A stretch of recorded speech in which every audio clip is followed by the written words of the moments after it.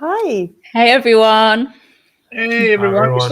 We've still got that sound problem. We've got a sound problem with this new StreamYard system. We've got to work it out anyway. We'll fix it at some point. Hello everyone, and thank you for being with us today for another animal rights show. We have quite a few people with us already. So hello Bernie, Ronnie, who else is here? Amber, Elliot, Deb. Hello Deb, Jennifer, and that's all I can see for the moment. Today we're going to start with a piece of uplifting news about a successful pressure campaign. So Wendy. Spoiler alert. I'm joking. Yeah, so a very upsetting start to the week last week as Southeast London Hunt Sabs received a report that, I'm just waiting for the little slide to come up, just waiting for my little technical operator to put the slide up. So we're planning, so Coca-Cola were planning a mass killing of foxes on one of their sites in Sidcup in Kent. And they were meeting with a so-called pest control company to finalise arrangements. And so activists coordinated a pressure campaign. If you can bring up the next slide, please, Roger. Activists coordinated a pressure campaign which had a huge response. And Coca-Cola and the company hired to do the killing were bombarded with calls, texts and emails. And SABs rushed to the site to ensure that the killing didn't go ahead. And the initial response from Coca-Cola was this. So this is what they said. Unfortunately, foxes can, on occasion, cause damage, and we have found the need to keep their numbers under control at our Sidcup site. We've taken on board people's feedback and understand their concerns. We've put these control measures on hold at our Sidcup site, and we are now reviewing what other options are available. Hey, Wendy, your cue for me worked. The initial response was this. This. Excellent. So that obviously was not good enough for activists who wanted a formal public confirmation that no killing would go ahead on the Sidcup site at all or any other Coca-Cola site. And so the pressure continued. And what I found really great to see on this occasion was that it wasn't just animal rights activists who were getting involved with this. It was also the general public. So many people were doing the calls and the emails and text as well. So, well, I'm delighted though to be able to share the update, and this is just from a few days ago. Thank you, Roger. So not only have Coca-Cola cancelled the killing at the Sidcup site, but they've now adopted a non-lethal policy across the whole of the UK. So they've removed all the contractors that they'd originally hired to related to the fox management, and they're currently in discussion with Foxagon, which is a non-lethal solution-seeking company, and they're going to replace the service. And on top of that, activists are also in discussion with Coca-Cola Great Britain to discuss how animal management for all species will look going forward with the view to removing all lethal management. So this is just a fantastic success. So the week ended much better than it started for those foxes. And I just want to say a huge thank you and well done to everyone who got involved and applied that pressure. And I also just want to say and pay a huge tribute to all the animal activists who are out there putting themselves at risk in all weathers, in unsociable hours, often at great personal sacrifice, sabbing the fox hunts, and stopping the killing of the deers and the badgers, coming to the aid of sick and injured individuals. They're not out for likes or subscriptions. They're not out for any personal wealth or fame, and they don't do it for acknowledgement or to be put on a pedestal. They're just the real day-to-day boots on the ground. And I just really want to acknowledge and express gratitude for all their hard work and sacrifice. That's it. The end. The end indeed. So yeah, some good news. And we put the little banner up, Fox News, as a bit of a joke, because obviously Fox News is a neoliberal kind of news thing with it's one of the Murdoch mob, isn't it? So today's topic, as you probably know, is neoliberalism, and what we are going to try to explore is what is neoliberalism, if it is an obstacle to animal liberation, if we can vegan under this ideology as some thing to believe. And with us to help us explore this complex topic, is Pamela Nova from the Animal Justice Emergency. Hi, Hello, everyone. Pamela. Hi, Pamela. Hi, Pamela. Good to see you. Yeah, great to be here. Yeah, we're going to. I think what we're going to probably do is just get us to give a brief CV, Pamela, first. I think because you've got a background in journalism, and I think did you specialize in investigative journalism? So can you just give us a little, a few minutes about that? Yeah, that's great. So, yeah, I did freelance journalism for about a decade. I started off doing general sort of stuff, mainly for people like The Guardian, and then moving on to like The Times and various sort of like women's magazines. Started off doing general stuff and moved into investigative stuff. And the investigative stuff, I started to do international stories in places like India and Thailand, Bangladesh.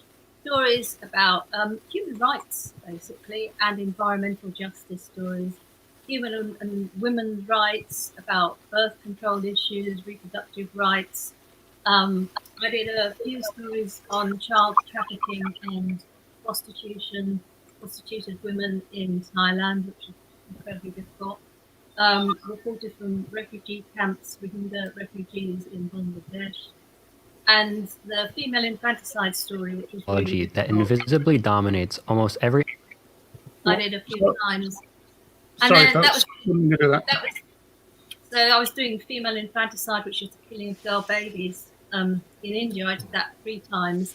And then I pitched it to the BBC and made an award-winning documentary with it. Yeah,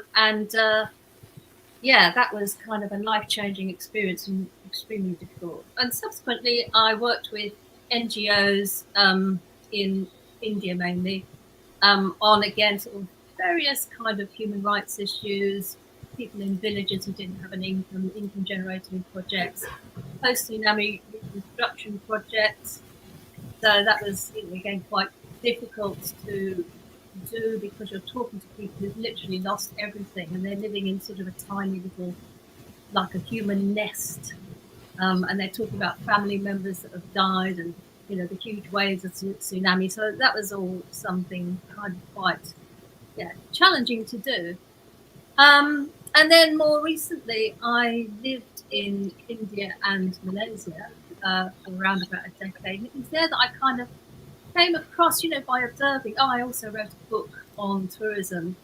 And that was kind of quite interesting because, again, that was looking at the things like government subsidies that go and promote tourism and the attitudes of the Westerners, because tourism generating countries, to the host country. So there was a whole process that I went through. And then when I ended up in India and Malaysia more recently, I could see, you start to see things like a packet of biscuits that is made by a company that you recognise the name of.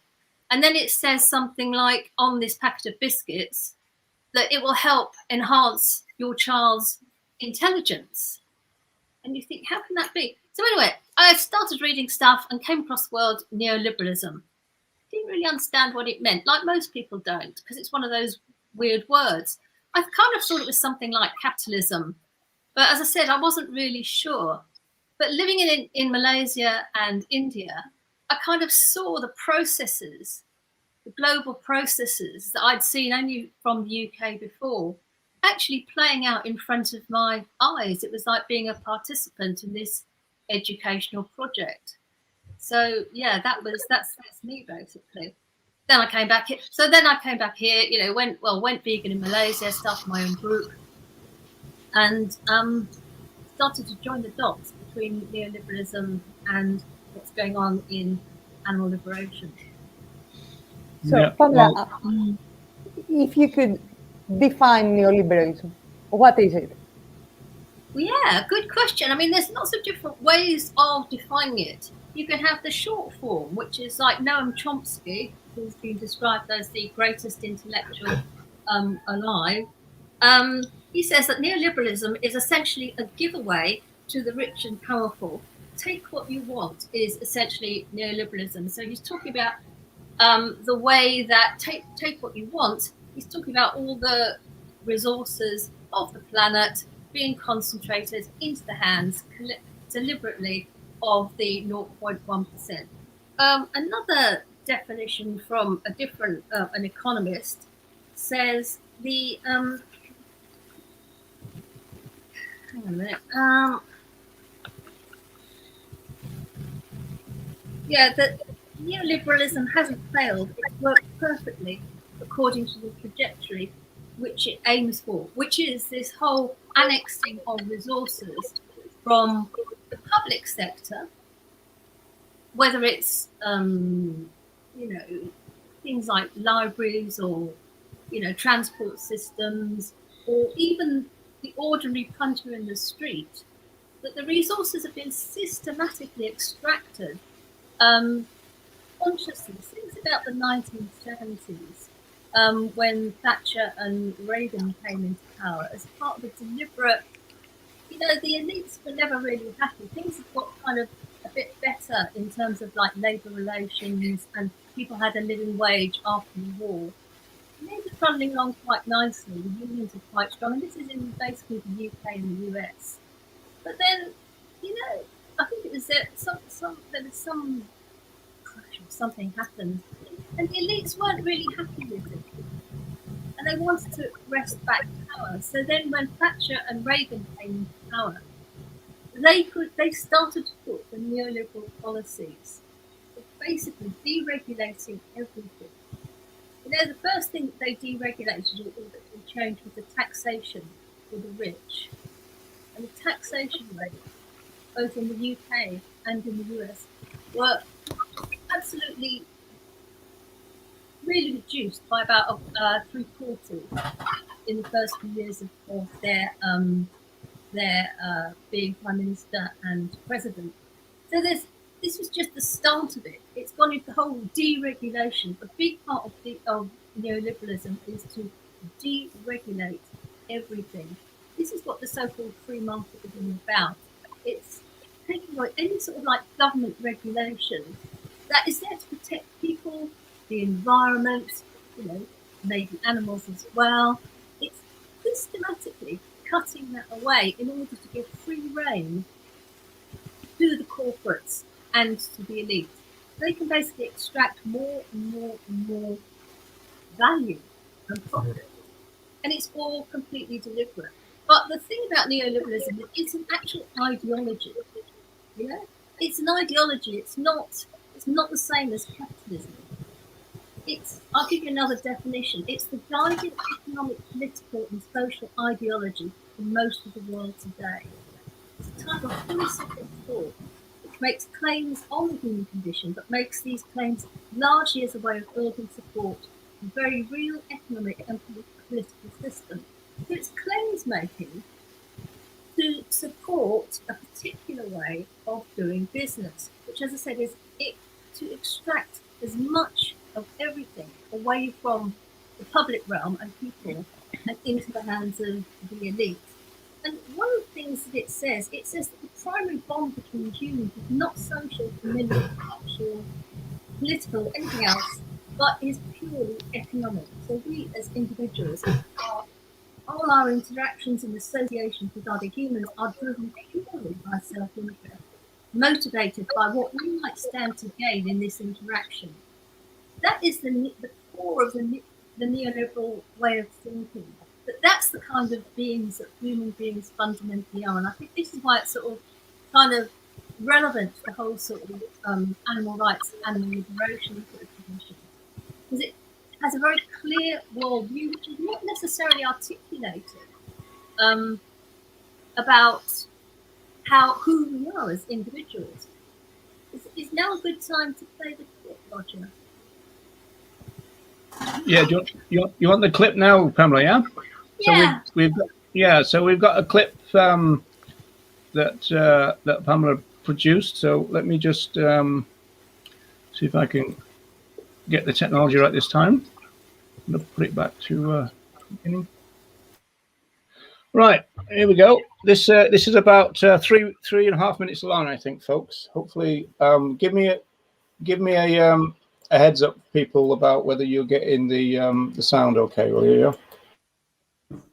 There is an ideology that invisibly dominates almost every aspect of our society. It seeps into every nook and cranny it can find, from the cities to the countryside, from our jobs to our homes, from our schools to our political system, and even into our relationships with each other and with the planet. It burrows down into the deepest values we hold, such as freedom, dignity, and choice, and uses them to its own advantage. This ideology has gripped us so tightly that its logic has become intertwined in our own conventional wisdom. You may have never heard its name before, but this ideology is real, it is dangerous, and it is finally being exposed. This ideology is neoliberalism. What is neoliberalism? There are many ways to answer that question. You can call it a philosophy, a movement, a political project, or even a set of social values. In its most basic form, however, neoliberalism is an economic ideology that exists within the framework of capitalism. When observed at its philosophical origin, neoliberalism appears as an absolutist mantra that proclaims that a government or state must never intervene in any market or economy, even to provide welfare for its citizenry, lest it put society on a slippery path towards socialism and totalitarianism. The market, which is the wellspring of human freedom, must be allowed to operate free of any constraints or regulations. Anything less is to diminish the freedom of all human beings and place civilization in enormous peril. Practically speaking, neoliberalism refers to the various ways in which our society has elevated competition above all other conceptions of economic rationality, retasked the state with liberating competitive markets, and put increased responsibility onto the private individual to guarantee their own survival. Neoliberalism conceives of the world as one big interconnected competitive market, where human beings derive their freedom from their ability to express their preferences through consumption and represent their value through their ability to sell their labor for wages. Since all people enjoy equal access to and opportunity within this competitive market, inequality between winners and losers is permitted. And because neoliberalism asserts that there is an unbreakable link between economic and political freedom, neoliberalism seeks a world with unfettered economic freedom, which would naturally guarantee political freedom for all. Therefore, according to neoliberalism, the predominant role of government should be to maximize economic freedom, no matter the cost. That might sound to you like a strange way to organize society, and you'd be right. But we live in a world that's been dominated by neoliberalism for close to 4 decades. Beginning in the late 1970s and early 1980s, most of the countries in the world transitioned from the old economic paradigm, one that had been operating mostly successfully since the late 1930s, to a new economic paradigm, specifically a neoliberal economic paradigm. This transition, sometimes referred to as the market turn, was no less than a revolution in economic and political thought, and brought very dramatic changes to society. And yet, one of the most fascinating elements of neoliberalism is how its ideas, its rise, its ensuing power, and even its very existence are still unknown to most people today. Ask anyone you know, even someone who seems particularly attuned to politics or economics, and they will likely struggle to define neoliberalism for you or recall much of its history. In a society that's been neoliberal for as long as ours has, this is extraordinary. As a columnist of The Guardian, George Monbiot has astutely observed, living in the United States, the United Kingdom, or virtually any other country on Earth without knowing what neoliberalism is akin to living in the Soviet Union without ever having heard of communism. Oh. Interesting. That clip really highlights a few points. I mean, the fascinating thing about neoliberalism is, although as the documentary said, the clip said, it affects every single aspect of our lives, both personally and politically, work-wise, you name it. Most people have not heard the word, and even when because we're living in this sort of like neoliberal soup, we think it's normal. That's the other sort of like, it's like an evil spell that's been cast over us. We don't understand we think this is normal. We think we're living in a condition of progress and civilization. And the other thing about neoliberalism is they try to put the notion of there is no alternative. That's what Margaret Thatcher said. There is no alternative. People, if you sort of say, well, And this again plays back into the whole veganism thing. If you're trying to sort of construct sort of like a different notion of how the future could be, you come up against this sort of blank, but there could be nothing else. There could be nothing else. So we're talking about communism, and we don't want to be communist. And any kind of critique of neoliberalism, it's like, because we're so brainwashed, it is propaganda.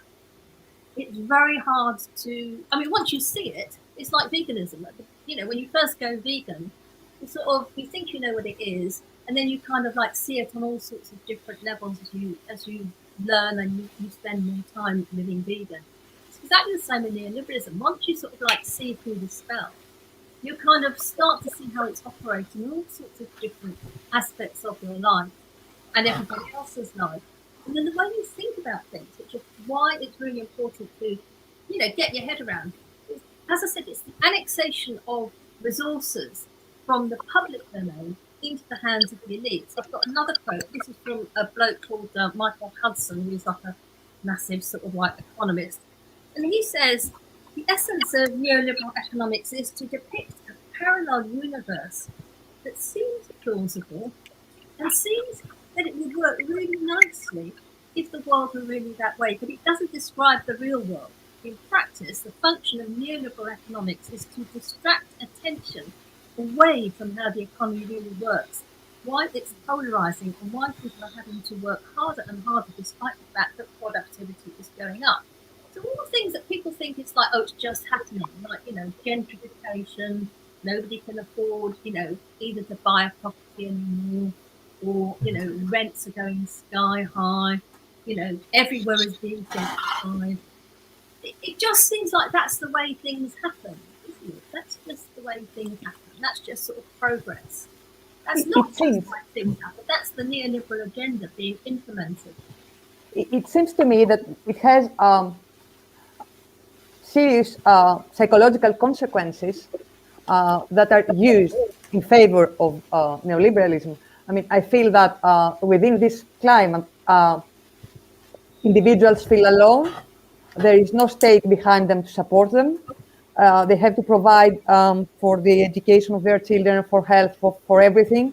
So they feel disempowered. And if you feel like that, you won't fight for any cause. So maybe this is why non-liberation is achievable under neoliberalism. Who is going to fight when all day they are preoccupied to just stay alive, survive?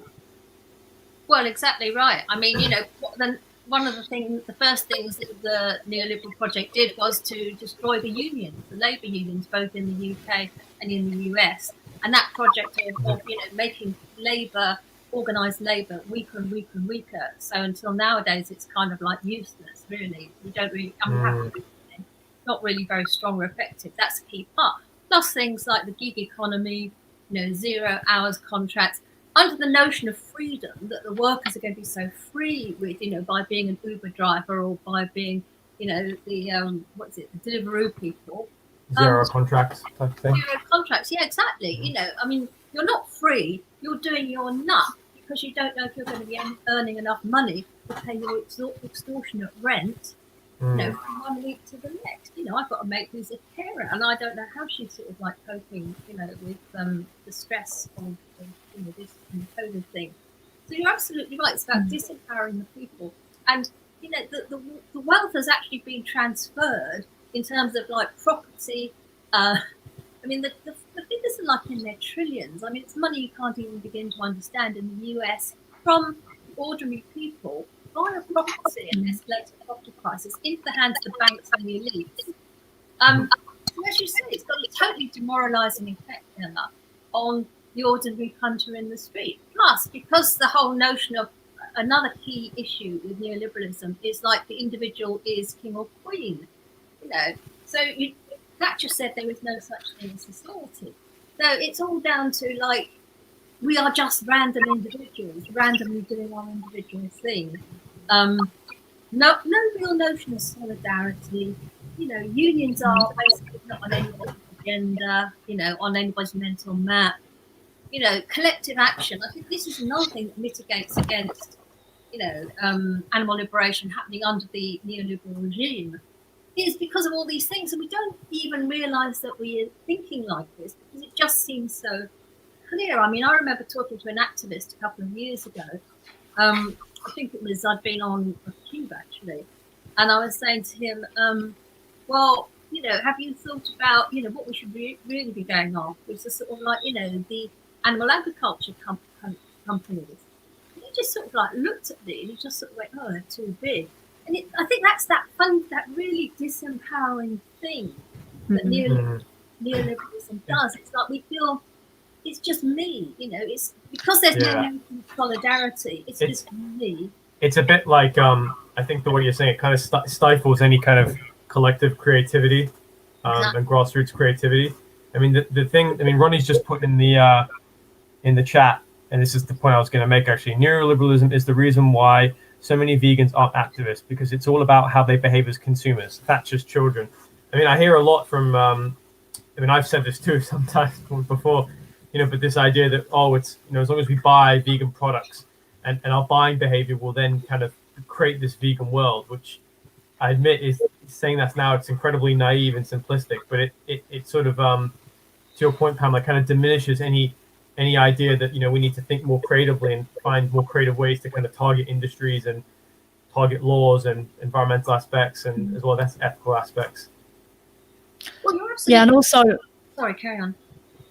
so no, I was just going to come in with a few things that you've spoken about already about the disempowerment. Actually, an interesting way of thinking about neoliberalism that I found was George Monbiot refers to the unholy trinity of capitalism, consumerism. So capitalism as the father, consumerism as the son, and neoliberalism as the Holy Ghost, because it's the one that's not supposed to exist.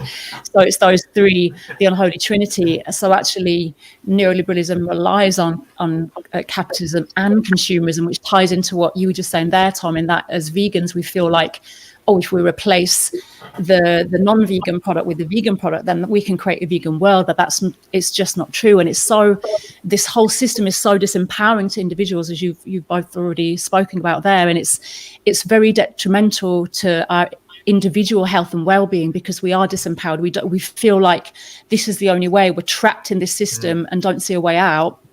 And also, the whole system in itself is unsustainable for the planet, because the whole capitalist model is perpetual growth. But how can we have perpetual growth on a finite planet?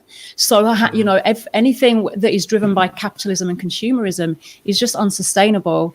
But obviously, this is where neoliberalism tries to keep everything ticking over, doesn't it? Keep feeding the money into the pockets of the elite and the wealthy, and keep the ordinary people, keep them down, keep them suppressed, keep them just driving the cogs of the machine that keep the money ticking over into the elite's pocket. So it almost feels like such a big machine that it does feel very disempowering. And I think that's why many people just feel like, well, what can I do? I can't do anything. And so they just keep going.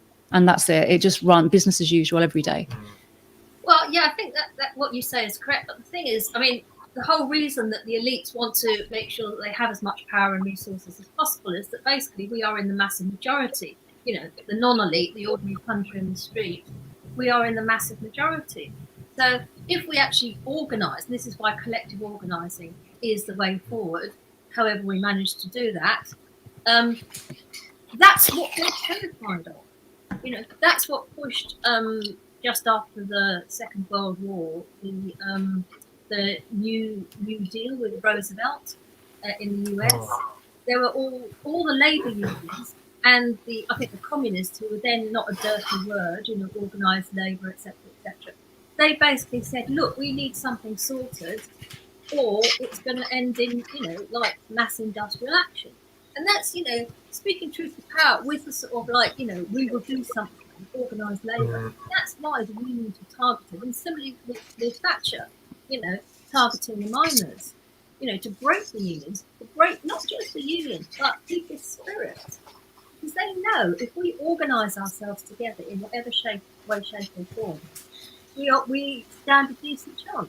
And that's why something like this, today, the animal rights show is so great because it's starting to bring people together, so we can at least start to think about things and think about maybe how we can organise together once we sort of like come out of the COVID thing.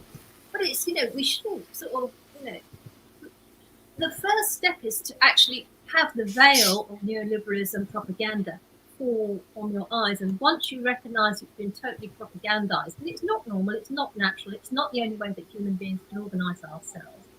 That is a massive thing, because you've woken up from this spell, Yeah. Wouldn't the alternative or the kind of challenging perspective on that be? I mean, it might be articulated here by Danny Shepherd in the sense that you talked about unions, you talk about collective action, and even collective bargaining and this kind of stuff, and it was a kind of a psychological position that Thatcher took, which is kind of we've discovered what human beings are. There's no such thing as society. We're self-interested individuals. It's kind of an individualistic kind of position, because kind of nationalism didn't work because of this kind of idea, that the fact that the kind of companies like British Rail and that they just got kind of flabby and big because there wasn't that kind of threat of being fired. Full employment was a kind of problem. One of the first things that Thatcher did was make a lot of people unemployed. I know this because I was working at Ford's at the time. I was one of the first people to get made redundant by Margaret Thatcher, and it created a kind of reserve army of labour. And what that does is it threatens the people on the lowest rungs of the employment ladder by basically saying, if you don't kind of play ball, you can be easily fired because there's loads of people here to replace you. But the alternative view is that the kind of collective thing doesn't work either, isn't it? I mean, that's the problem here. We've got a system which seems to be a problem, whichever way you look at it. Is that right, or am I missing something? Well, I think the thing is, that when you talk about, the perception that was fed into, part of the neoliberal propaganda was, as you said, that sort of like nationalised institutions or entities were inefficient. But hello, I think we can only take a quick look at sort of something like Virgin, or banks when they crashed, or any other sort of like non-nationalised institution who are all cruising around and doing so well with the bailouts. You know what I'm saying? That is just neoliberal propaganda, and it has the ring of truth. This is the sense. Because people are sort of like, oh well, the Prime Minister says this. They have some sort of credibility. Sort of maybe think tanks are saying that, flabby nationalised industries, hone them down, wasting public money, tra-la-la-la, sleek and efficient, sort of privatised everything. Well, where is that, just think, where's the money going? If you privatise British Rail, it's flogging off a sort of like a public resource, and who's making the money out of that? Where is all that? And where is it's gone out of the public domain, the hands of the people, and into the private domains. It's always been I mean, my understanding with that is I think it's the British Rail is better than it was maybe before. I don't know, because I haven't lived through that time, but I hear my parents tell me that it's better now.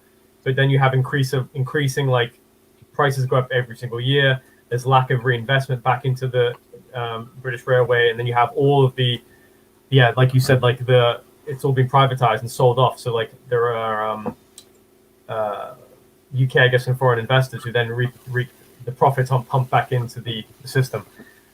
Sorry, I'm going off piece there. Going back to veganism. And I don't know if this is the case in Britain, but here when companies are privatized, usually the workers, the employees are exploited, really exploited. Working longer hours for the same pay. They don't get paid overtime, although it's illegal. So who wins? Well, the elites win, don't they? Because the corporates and the 0.001% win, because they've cited, they like Roger was saying with your situation when you were made redundant from Ford. Now the threat is to everybody. Well, they put all the factories are in China, sweatshops there or wherever. majority world countries, Indonesia, Malaysia. You know, so who wins? Nobody wins. You know, the people in you know, the US and the UK and Europe, where the workers are not winning here. And the workers in other countries are not particularly winning, but the elites are winning all along the line. And the way that they hold it all in place is by this notion on the individual as a consumer. Well, people in China can now buy more stuff. Tremendous. You know, does that really make a difference? You know? So going back, we're all trying to speak at the same time now. No, I was literally just going to say the question, obviously, the theme of because I want us to kind of get back onto that a little bit is animal liberation possible under neoliberalism?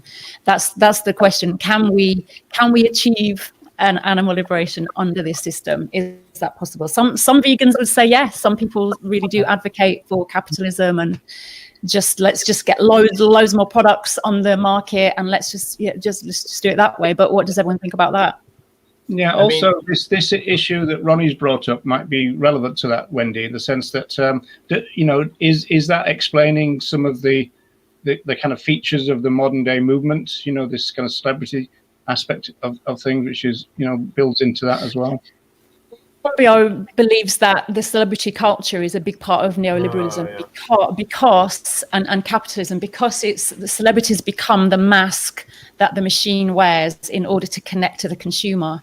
It's the way of the celebrity becomes your friend, and so therefore, because this might be a faceless corporation who just, you know, in a building with a, you know, a telephone and a computer, whatever, the celebrity becomes the person that you trust and becomes your friend. So therefore, that is your link into that is their link to you as a consumer.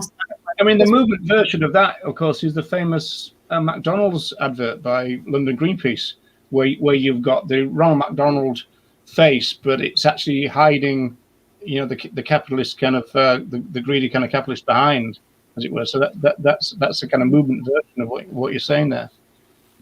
Yeah. There is a relevant comment in the comments by John. It's at 6:34. If you can put this up, about the role of media,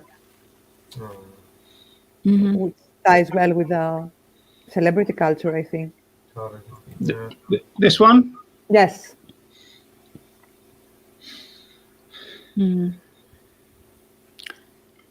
of course, to do with education, since John mentions education as well, I think with neoliberalism, what you get is a change of aspirations. You get people who used to maybe aspire to being educated, you know, maybe a spiritual development, and I'm not talking like a particular religious, I'm just talking your well-being beyond the material things that you have, you know, maybe community aspirations. Those things are now all being replaced by aspirations to wealth, more stuff. People just want more and more stuff, all the latest stuff, maybe more fame, all those things. They're now the new aspirations. So there's a real dumbing down, in fact, and I think, Pamela, I've heard you speak about this as well. People are being, or everything's been dumbed down. So now people are so disempowered, and no one has those aspirations to really educate themselves. And something that I think we need to be aware of, especially as activists, is that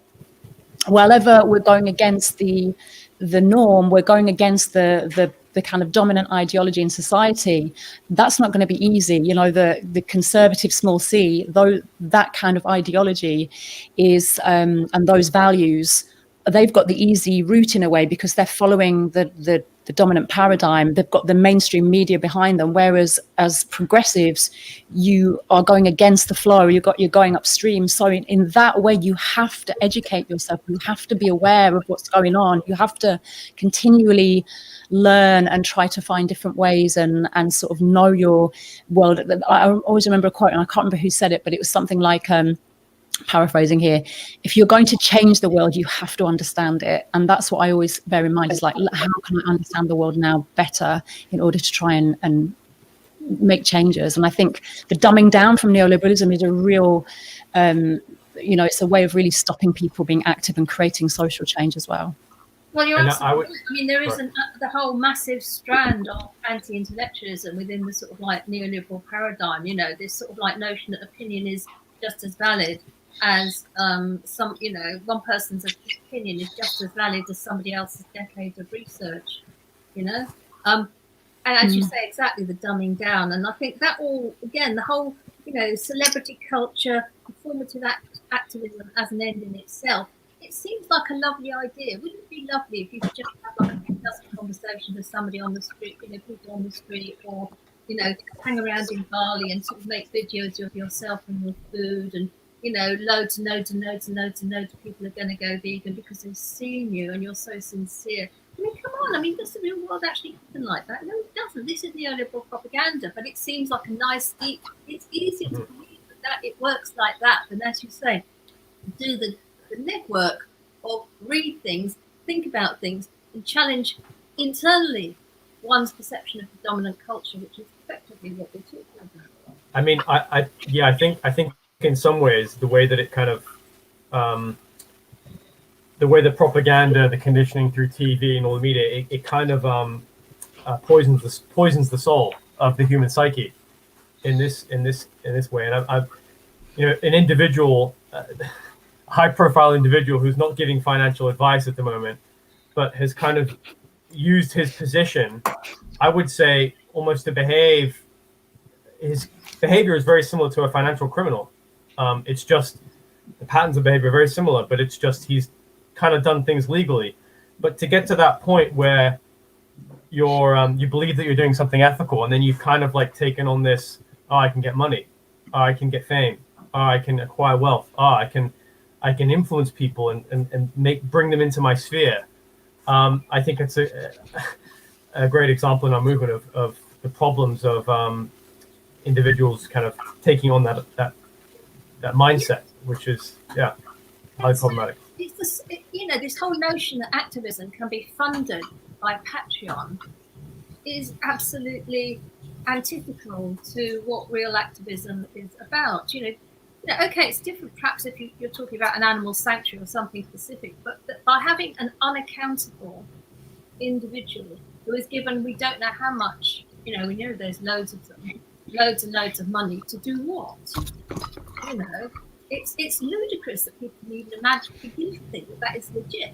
It's exactly the same with these anonymous donors that are chucking $1 million, dollars or whatever into, these sort of like global franchise setups, which are now most people's notion, or a lot of people's notion of what activism is all about. Well, who knows what the motivation of these, venture capitalist donors? We don't even know their names. But the notion that because somebody's chucking money at something, that's all legit. No more questions asked. No more questions, because the activity is being done, money is being provided, it's sorted. So it's a bit like a truck. Oh, no. I just want to say that the answer could be that their interest is to keep it non-radical. Of course. They throw money at it, so they keep it non-radical. Well, this comes into the whole concept of sock puppetry and astroturfing, which is, I love those two terms.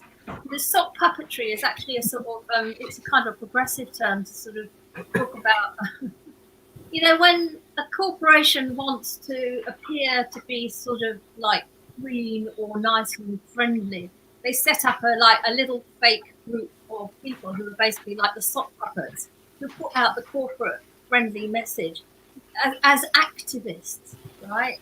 Mm-hmm. And astroturfing is that they are taking, instead of grassroots, it's like little fakey sort of like projects that are astroturfing instead of grassroots. And of course, maybe these shadowy donors are entirely legit. But if they're legit, why are they so shadowy? Why does it have to be this secretive thing? It doesn't.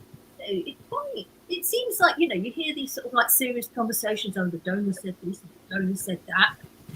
Why does it have to be they don't know the name of the blooming donor? Or why does it have to be so secretive? It's exactly like the financial situations, the financial institutions, secretive.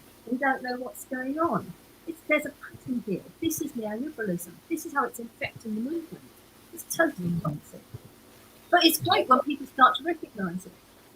So Pamela, would you agree? I think your position would be that neoliberal values have kind of seeped into, well, everywhere, but also the animal movement. And so that's what's kind of disempowered or changed at least the grassroots. So it seems to me now that you've got a situation where rather than being kind of self-activated and a bit more anarchic about things, it's almost as though people are looking around to be kind of told what to do and given a script type situation, that kind of scripted activism that is popular now. At the same time, you still got, I mean, we started the show, we still got the hunt saboteurs doing their own thing, and that's much more kind of self-activated in that sense. But on the other hand to that as well, the hunt saboteurs don't get much coverage within the vegan movement anymore. And so maybe that's all wrapped up in the same thing as well, in the sense that, you know, the SABs are still there, but unless something very dramatic happens, they're kind of week to week kind of drudgery, as it were, of going out there, for, you know, 2 or 3 times a week, is not as kind of prominent in the movement as, you know, say AV and that type of activism. And so I suppose you'd say that again is a reflection of neoliberal values, would you? Well, of course it is. I mean, that's a fantastic point. You know, I mean, day to day, sitting around, you know, I don't know what people do when I've never been on the SAP. But as you say, the day-to-day drudgery of that kind of like normal grassroots activism, and I have done normal grassroots activism. There is, you know, like, you know, writing stuff, maybe making phone calls, emails, all that sort of like stuff. How does that compare to mukbangs in Bali, you know, or everybody with their sort of like masks on, or people doing their sort of like their selfies in front of a sort of, you know, a pig that's just about to be going to slaughter? You know, I mean, it doesn't have the emotional sort of like, you know, it doesn't have the dopamine hit, does it? It's not media friendly. It's not social media friendly. It's easier though, isn't it? You can see neoliberalism in the bigger nationals as well. Some of Roger's favourite groups. Don't say it. Oh, can I? No, okay, I won't say it then, because Roger might have a little head explosion if I do. But I think you see it there as well, because there's that kind of, you know, a group might start very radical, very small, but then there's that whole mindset, oh, we've got to grow, we've got to get bigger, we've got to take on staff. And then everything's moderated and gets a lot less radical. And then, of course, then it's just that thing, well, we need to keep bringing the money in now because we have the stuff here to pay, and we've got to keep our subscribers happy and our donors happy. So you can see it playing out there as well. And then everything becomes very moderate, and the message is watered down and diluted from these big nationals. And so you can see it playing out there as well as in the kind of individual side of activism. It's playing out everywhere, and we have a comment about lab meat. If you can bring it up, Roger. It's from 6:45. I mean, this seems to be the next step. I mean, huge companies producing cellular meat. I think that it definitely plays into that. And in my opinion, would hinder animal liberation, because it's a species thing, and I don't think that we can defeat speciesism with speciesist tactics. But that's a personal opinion. But again, it's got that whole sort of, it would be so simple. Wouldn't it be so simple if that was the way it works? Yeah. You know, people don't have to do that, you know, we don't have to do the slog of, you know, talking to people or doing whatever campaigning or activism that we want to do or that we have to do. You know, people will just be like, oh yes, you know, lab bacon, delicious. I'll wait for that. Job done, you know. And it has this, if you're sort of like subjected to sort of decades of neoliberal propaganda, it just seems like obvious and common sense. And whenever things seem like obvious and common sense, that is a guarantee that is propaganda, in the same way that it seems obvious and common sense before we go vegan. It seems obvious and common sense that you obviously have, you know, meat and food, veg, and, you know, milk is a nourishing, cow milk is a nourishing sort of like, you know, essential of life. It all seems totally like common sense to everybody until you sort of wake up.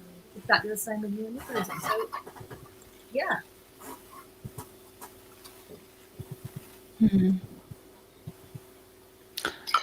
I think more grassroots activism, more community-based work would be good. People getting together with collective ideas, just generally, even just outside of the animal rights movement, more community-based, local, decentralized sort of structures. Here's a few we don't see very often in the movement. You used to. Anarchy.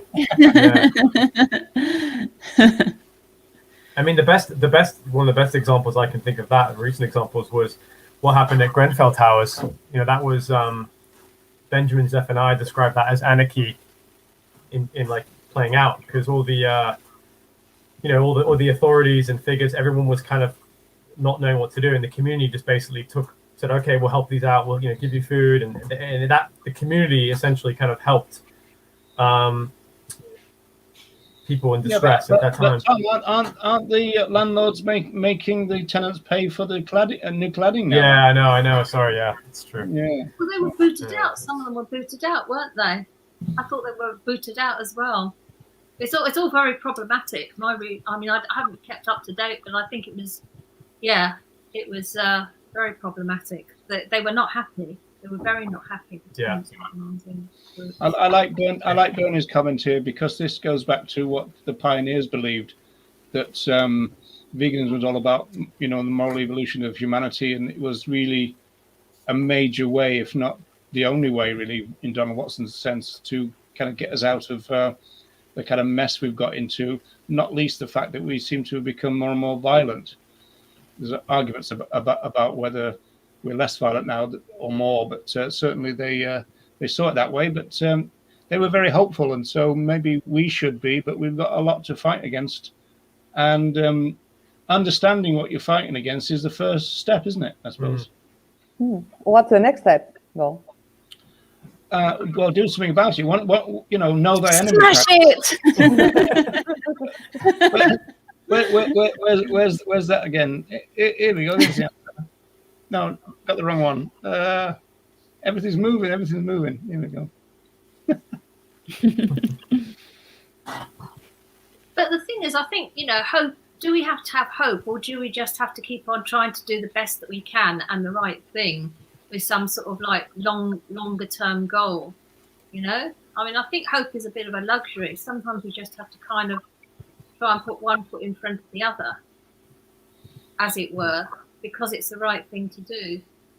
Well, I'm saying it in the sense of don't get too pessimistic, I suppose, because it's easy to look around, and obviously we've got issues in social movements in general, but the vegan movement also about things like burnout, and a lot of that probably becomes the fact that people feel a bit overwhelmed, that the task is too big, and we're not really making any progress and stuff. So I think hope kind of feeds into at least some kind of sense of optimism that we are kind of doing something, but within the structure that we're in, I suppose. It's like the old problem, isn't it, that anti-capitalists are working within capitalism. Anti-racists are working within societies that are institutionally racist. So it's it's difficult to work within a structure that you don't believe in and want to tear down, but that's what we're doing in a way. Well, the thing is, the system is actually collapsing anyway, isn't it? I mean, this is, not just my view, but I mean, if we look around us, and look at what economists are saying, not just with the impact of COVID. Well, that leads me to a question that came from the clip that we saw, because the guy mentioned about the fact that neoliberalism is basically saying, don't care too much about social welfare and individual welfare. And you mentioned that Thatcher said no such thing as society, whereas Boris Johnson said that the COVID experience means that there is such a thing as society. And the interesting thing from, say, someone like Corbyn's point of view is the fact that Corbyn was criticised for being this kind of, kind of outrageous kind of communist and socialist and all those kind of things. And yet the COVID thing seems to have brought in what you might call, at least initially, socialist policies. So, is COVID a threat to neoliberalism, or is neoliberalism just going to adapt to it, as I think it will? But I mean, is there a chance that COVID or future pandemics might actually create community rather than just business? Well, you have to, but what else is happening on the ground? You've got queues of people in Glasgow, for food banks. A lot of people are just going to the wall, aren't they? What is it? Yeah. The benefit, I can't remember what the benefit's called, but they wanted a 15 or 20 quid extra weekly for what is the benefit called, whatever it is. And that has been refused. A lot of people are just absolutely, totally buggered. They're sort of going to lose their homes, whether they're rented or bought or mortgaged. They're absolutely up against it. And I think that's, we maybe don't have that many friends or any friends or people that we know that are actually in that situation. Look at the whole food banks thing. It wasn't so that food banks are a relatively new thing. That's not the system is working. I think in total collapse. I think COVID has shown that, like you're saying, to your point earlier, Roger, that it has kind of shown the good in humanity in some cases. That there is a case for kind of some socialist type democracies and people coming together. But to your point as well, Pamela, I think it's also showed gross inequality across numerous governments, in the UK, it's happening in America, and these kind of tensions have been simmering. And when you have a crisis like COVID, it all kind of everything is unleashed. And I don't know if I see certainly not in the UK, but I kind of want to kind of properly address this, particularly when you have a government like us, like the UK government, who are willing to kind of put economic interests, first over people's actual health and safety. Trying to get people out, get them spending, the eat out to help out, which actually contributed to more COVID cases down the line. But so I think it's highlighted the good and the worst of, probably the worst about, government aspects, but the good in humanity and other grassroots aspects. I think you're right. One positive thing was that because the first people that organized themselves locally to deal with COVID and help others were mostly anarchic groups. So they provided real support to those who needed it. And this created a sense within the community that people had the wrong idea about these groups and the anarchists and the anarchist ideology. And they really felt that they did the state's job at that point. So I feel that there is a shift going on. People realizing that the state is not behind them, and that they have to rely on other people, on other individuals, if we all want to survive. I think it highlighted how disempowered we all are as individuals. Well, that's one thing that I felt as it was just in those moments where you feel, oh, if you're on lockdown, and what if you go to the shop and there's no food there? What do you do there? And it's not even like you can just suddenly go out and find a bit of land where you can start growing your own food. It almost feels like we're very reliant in each other as globally to have our food grown for us, picked for us, transported to us, sold to us. It just feels like we're so disempowered in terms of self-sufficiency in that way. That's what I felt, but I guess maybe from that will come positive measures as well. So that's something that really came to mind. And also I think the way that people realized the key workers, the people doing the real kind of jobs, the nurses, the doctors, the people, picking up the bins, people delivering food, picking food, that those people are actually ultimately much more important in our everyday lives than the big kind of elite wealthy people that are sitting there, creaming off all the, is that speciesist, creaming off? Maybe it is. Creaming off at the top of the pot and all of that. These people are very much the lowest income, the lowest paid people in our society, and yet some of the most important cogs in the wheel of everything taking over. And it really highlights that, I think, this pandemic. I guess we've seen that with nurses. So we're coming to the end, folks. So Pamela, do you want to say a final word before we go? I think this is, recognizing the situation is absolutely key. Really getting a basic grip on what neoliberalism is, and as I said, and everybody else has said, the way that it permeates down into every single aspect of our life and our thinking is a massive step. It's a massive step that we can all build on. And then talking about, communities building community, building solidarity. That's all vital work. That's all vital work. Self-education, is also vital work.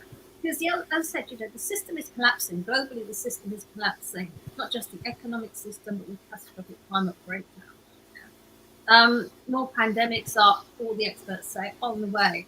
And I think, we need to collectively take action to organise somehow, to even stand a chance of surviving, really. It's that's it, really. Well, I think if nothing else, this session has probably meant that whenever you appear all over social media, Pamela, going, it's neoliberalism.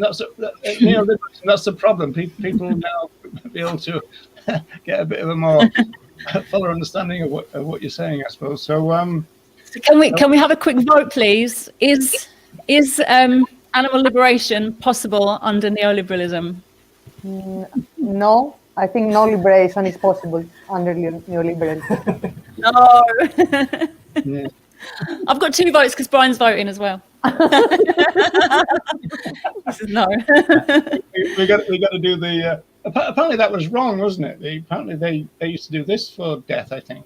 But anyway, forget it. Anyway, folks. Can I just say one thing? I'd just like to say one thing, Roger. That's okay.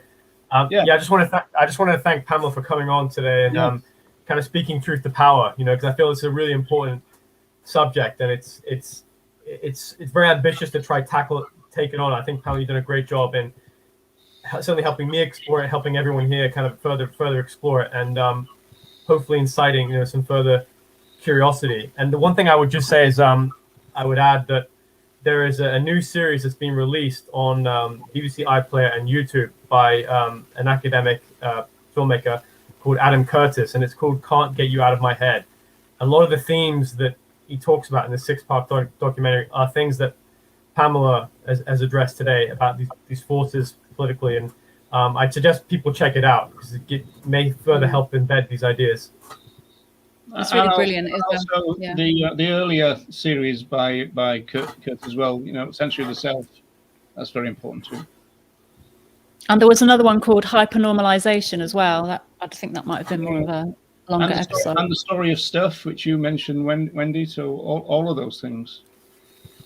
Right, folks. So if I can get the technology right, we're going to say goodbye. Thanks. Yeah. Thanks everybody. Thanks, Pamela. Thank you. Thanks, Pamela. Thank you, Pamela. Thanks again, Pamela. And, Bye, everyone. Let's see if we can do this properly. Bye, everyone. Bye.